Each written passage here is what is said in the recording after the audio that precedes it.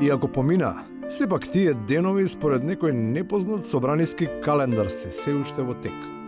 Веројатно никогаш нема ни да престанат бидејќи тој храм, кој нагалено го викаат на демократијата, уште многу одамна, се тврди дека е завладеан од некои демонски сили, па е сосема нормално таму постојано да се функционира како да е тој период.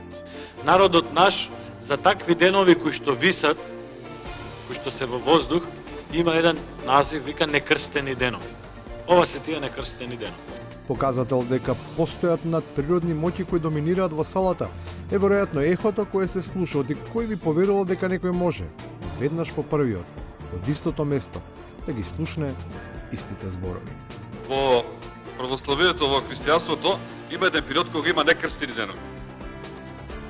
И така има некои посебни обичаи и обреди кои треба да се почитуваат.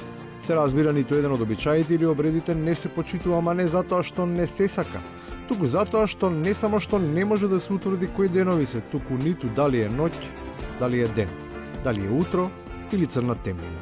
Се уште сум под негативните впечатоци од доцна во ноќта, синоќа, она што забајле од денеска, извинете, обично, кај нас за денес се вика од кога ќе се раздени, но тоа е тоа.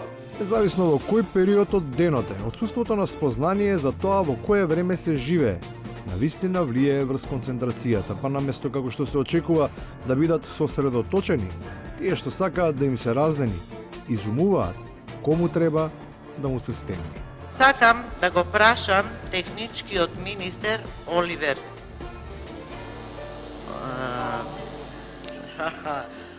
Вистинска среќа е што сето ова се одвиваше под будното око на јавноста. Пипометрите експлодирале. Вакво нешто никогаш не било забележано. 2 милиони гледачи имаше сношти македонската телевизија. 2 милиони гледачи прв пат се случило до 4 часот да ја гледаат вашата брука.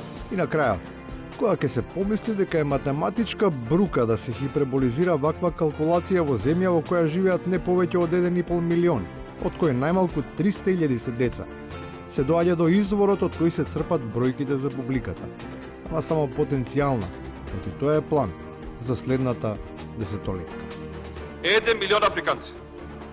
И Македонија ќе се вика тогаш Македонија Етиопија.